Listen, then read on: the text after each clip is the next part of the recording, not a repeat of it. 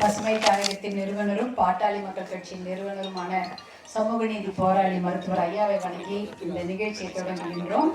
இந்த பசுமை தாயகம் சார்பில் திருவண்ணாமலை மாவட்டத்தில் கலசபாக்கம் சட்டமன்ற தொகுதி மேல்பாலூர் ஊராட்சியில் மாபெரும் மரக்கன்றுகள் விழா நடந்து கொண்டிருக்கிறது.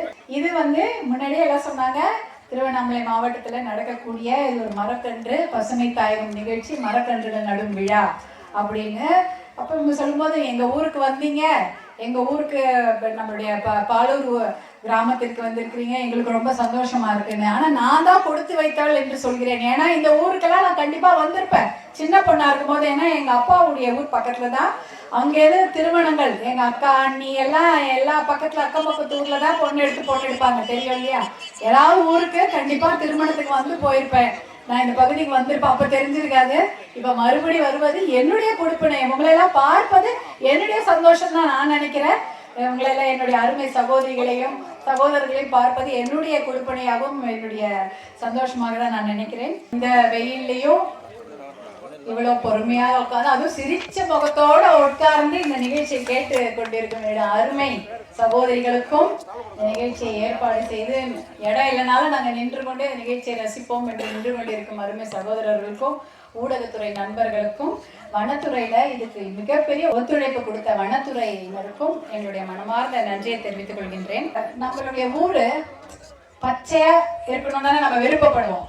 ஆனா இன்றைய நிலைமை எப்படி இருக்கிறது என்றால், மேல நீங்க பாத்தீங்கன்னா விமானத்துல இருந்து பார்த்தாலும் சரி, இல்ல ரொம்ப உயரத்துல இருந்து போட்டோ எடுக்கிறாங்க, பச்சையாலாம் இல்ல, அப்படியே சிவப்பா இல்ல செம்மண் கலரா அப்படிதான் இருக்கு. பச்சையாகவே ஒரு இடம் கிடையாதுன்ற மாதிரிதான் இன்னைக்கு நிலைமை.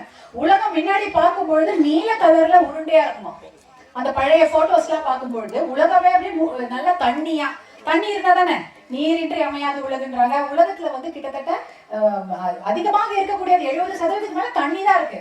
கடலும் தண்ணி, ஆறு, குளம் இதெல்லாம் தான் இருக்குமா. ஆனா இன்னைக்கு அப்படி கிடையாது. தண்ணீர் இல்லாத ஒரு உலகம், ரொம்ப அப்படியே பசுமையாக இருந்த அந்த உலகம் கிடையாது அப்படின்றாங்க. அப்போ எப்படி அந்த ஊர் இப்படி ஆச்சுன்னா, மரக்கன்றுகளை நடுவது குறைஞ்சு விட்டது. முன்னாடி எல்லாம் நம்ம வீடே ஒரு தோப்புக்குள்ள தானே இருக்கோம். இப்ப எப்படி இருக்கு, தோப்பை எடுத்துட்டு வீடு கட்டிக்கிறோம். அப்படிதான் ஒரு இடம் இருக்கு, காட்டு பக்கத்துல வீடு இருக்கும், இப்ப காட்டுக்குள்ளேயே வீடு இருக்கு. அப்ப அங்க மரக்கன்றுகள் எப்படி இருக்கும், இல்ல மரம் இருக்காது. அதனாலதான் இப்ப என்ன சொல்றாங்க, கண்டிப்பாக சூடு அதிகமா இருக்கு, தண்ணி குடிக்கிறதுக்கு கஷ்டமா இருக்கு. சில நாள்ல தண்ணி வரமாட்டேங்குது, மழை பெய்தா நமக்கு தண்ணி இல்ல, ஆத்துல தண்ணி இருந்தா நமக்கு நல்ல குடி தண்ணீர் கிடைக்கும். சில ஊர்ல எல்லாம் தண்ணியே கிடையாது, மழையே பெய்யாது, ஏன்னா மரமே இருக்காது. அதனால நம்ம மரக்கன்றுகள் என்பதை நட்டு அதை பசுமையாக வளர்க்க வேண்டும். அப்படி இருந்தாதான் இன்னைக்கு நம்ம கஷ்டப்படுறோம், நாளைக்கு இன்னும் அதிகமான கஷ்டம் ஏற்படும். நம்ம பசங்களுக்கு தண்ணி இல்லாம ஒரு நிறைய தூரம் நடந்து தண்ணி கொண்டு வரக்கூடிய நிலைமை இருக்குமா.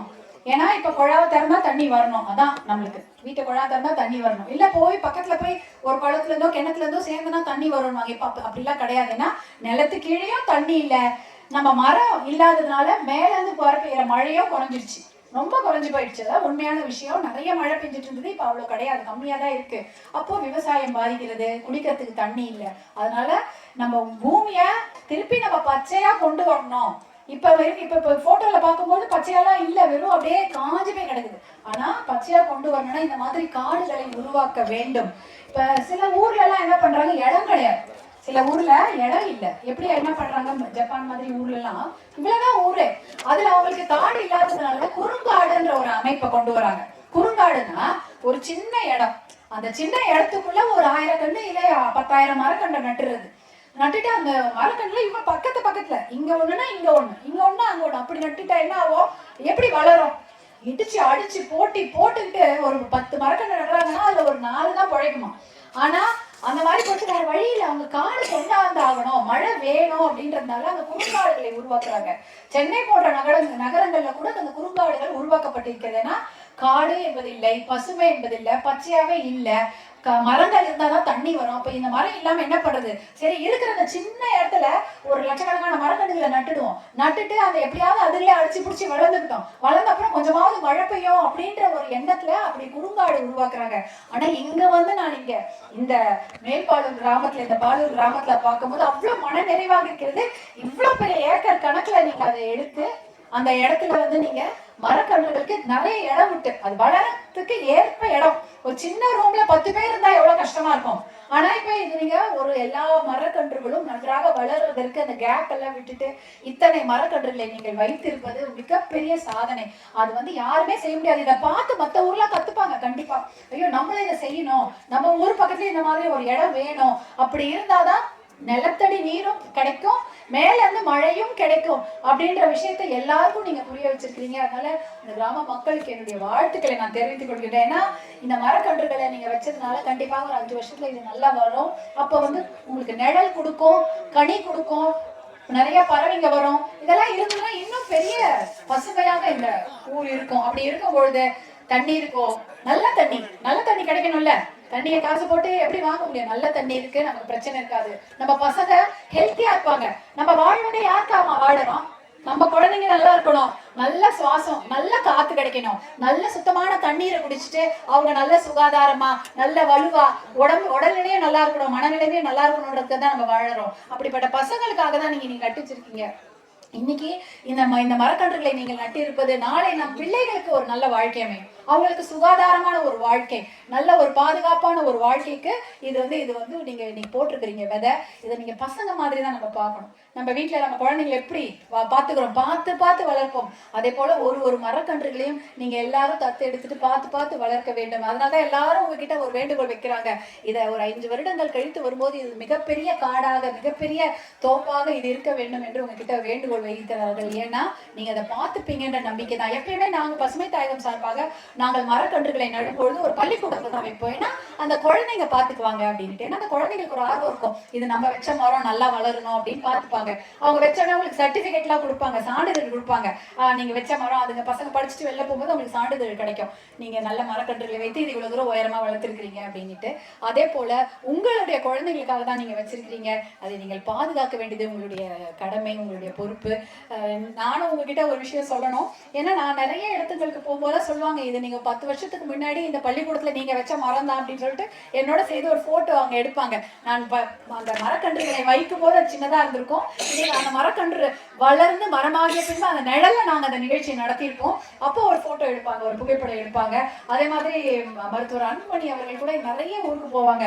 அப்போ அந்த மரக்கன்று வளர்ந்த இடத்துல நின்று போட்டோல இப்ப கூட சமீபத்துல அந்த மாதிரி செய்தாங்க. ஒரு இடத்துல அவர் வைத்த மரக்கன்று இன்னைக்கு பெரிய மரமாக இருக்குதுன்னு அங்க ஒரு போட்டோ எடுத்தாங்க. அந்த மரக்கன்று நடும்போது சின்ன குழந்தை கூட இருந்தது. அந்த குழந்தை இன்னைக்கு வளர்ந்து பொண்ணு அதோட சேர்ந்த ஒரு போட்டோ ரொம்ப நல்லா இருந்தது அந்த படம்லாம். அந்த மாதிரி இன்னொரு 5 வருடங்கள் கழித்து இது வளரும்போது நானும் ஒரு முறை இங்க ஒரு போட்டோ எடுத்துட்டு போவேன் அப்படின்னு நானும் விருப்பப்படுறேன். அதனால நீங்க நல்லா பார்த்துக்கோங்க. எப்பெல்லாம் முடியுதோ இதை பத்தி எனக்கு உங்களுடைய புகைப்படங்களை அனுப்புங்க. நாங்க இதை பாருங்கம்மா இப்ப வளர்ந்துருக்குது, நல்லா இருக்கு, நீங்க நான் துவைக்க வச்சுட்டு போறேன். இதை நம்மளாம் குழுவாக சேர்ந்து செய்யறோம். நான் துவைக்க வைக்கிறேன், நான் ஒரு மரக்கன்று வச்சேன் அப்படின்றத விட நம்மளாம் ஒரு டீம் தானே இல்லையா? நீங்க நல்லா ஒரு டீம்ல தானே இருக்கிறோம். நம்மெல்லாம் ஒரு குழுவாக இதை நம்ம பாதுகாத்து வளர்த்து நம்ம பிள்ளைகளுக்கு, வருங்கால சந்ததியினருக்கு இந்த மரங்களை பாதுகாப்பாக விட்டு செல்வோம்.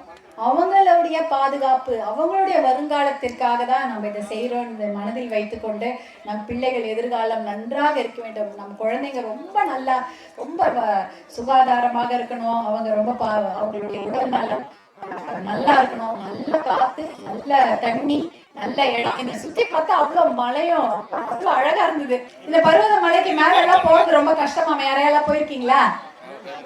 எல்லாருமே போயிருக்கீங்களா? சூப்பர். நடக்கவே முடியாதுன்னாங்க,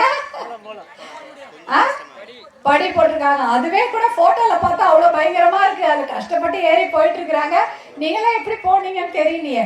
பரவாயில்ல. இந்த மலையா? இதெல்லாம் இவ்வளவு நாள் விட்டு வச்சிருக்காங்களா? அதே பெரிய விஷயம் தான். வேற யாராவது அதையும் போட்டுக்கிட்டு எடுத்து அனுப்பிச்சிடாத. மரம் இருந்து மழை இருந்தது, இன்னைக்கு மழை இல்ல, அப்படி இது இருந்தது அப்ப இப்ப இல்லைன்னு சொல்ற மாதிரி நிலைமை தான் தமிழ்நாட்டுல பாதி. ஆனா பரவாயில்ல, இந்த மழையை நீங்கள் பாதுகாத்திருக்கிறீர்கள். அதே போல இந்த காடையும் நீங்கள் பாதுகாக்க வேண்டும் என்று கூறிக்கொண்டு, நம் பிள்ளைகளின் வருங்காலத்திற்காக நீங்க செய்த இந்த விஷயம் மிகப்பெரிய வளர்ச்சியை நம் பிள்ளைகளுக்கும் நம் குழந்தைகளுக்கும் கொடுக்கும் என்று கூறிக்கொண்டு, 22 கிராம சபை தீர்மானம்னு ஒண்ணு இருக்கு. கிராம சபையில யார் யாரெல்லாம் மெம்பர்? எல்லாரும் தான் மெம்பர். யார் யாரெல்லாம் ஓட்டு போடுறீங்க? ஓட்டு போடுற அனைவரும் கிராம சபையில மெம்பர். தெரியுமா தெரியுமா தெரியாதா? தெரியுமா? தெரியுமா தெரியாதாம்மா? தெரியும்ல. எல்லாரும் அப்ப கிராம சபை மெம்பர். நீங்களாம் கிராம சபையில கூட்டம் போட்டா நீங்களாம் போய் உட்காரலாம். நீங்களாம் எல்லாரும் ஆதரவா கையெழுத்து போடணும். எதுக்கு? உங்களுடைய ஏரியை பாதுகாக்க வேண்டும் என்பதற்காக நீங்க கையெழுத்து போடணும். ஏன்னா அந்த ஏரி பாதுகாத்தாதான் நமக்கு தண்ணி இல்லையா? விவசாயமா இருக்கட்டும், தண்ணியா இருக்கட்டும், நல்ல தண்ணீர் அதெல்லாம் நமக்கு வேணும்னா நம்ம நீர்நிலைகளை நாம் பாதுகாக்கணும். நம்ம தண்ணி நம்ம வீட்டு பக்கத்துல இருக்கிற நீர்நிலைகளை நாம் பாதுகாக்க வேண்டும். அது 22னா என்னைக்கு? அடுத்த வெள்ளிக்கிழமை கிராம சபை கூட்டம் இருக்குது. அந்த கூட்டத்துல எல்லாருமே நாங்கள் எங்களுடைய ஏரியை பாதுகாக்க வேண்டும் அதை அப்படின்னு சொல்லி நீங்கள்லாம் ஒரு தீர்மானம் நிறைவேற்றி அதில் நீங்கள் கையெழுத்து போடணும். எல்லாருமே அதில் மெம்பர். கிராம சபையில் ஓட்டு போடுற அனைவருமே அதில் உறுப்பினர்கள் தான். எல்லாருக்கும் உரிமை இருக்கிறது. உங்களுடைய நீர்நிலைகளை பாதுகாக்க உங்களுக்கு முழு உரிமை இருக்கிறது. உங்களுடைய மரங்களையும் உங்கள் வனங்களையும் பாதுகாக்க உங்களுக்கு முழு உரிமை இருக்கிறது. அதே போல் இந்த மலைகளை பாதுகாக்க உங்களுக்கு முழு உரிமை இருக்கிறது கூறிக்கொண்டு அவற்றையெல்லாம் பாதுகாத்து நம் வருங்கால குழந்தைங்களுக்கு அதை நாம் நல்லபடியாக விட்டு செல்வோம் என்று கூறிக்கொண்டு எனக்கு இந்த வாய்ப்பை வழங்கி இந்த கிராமத்துக்கு உங்களெல்லாம் பார்ப்பதற்கு ஏற்பாடு செய்த பசுமை தாயகத்திற்கும் பாட்டாளி மக்கள் கட்சி அனைத்து நிர்வாகி சகோதர சகோதரிகளுக்கும் என்னுடைய மனமார்ந்த நன்றியை நான் தெரிவித்துக் கொண்டு விடைபெறுகிறேன். நன்றி, வணக்கம்.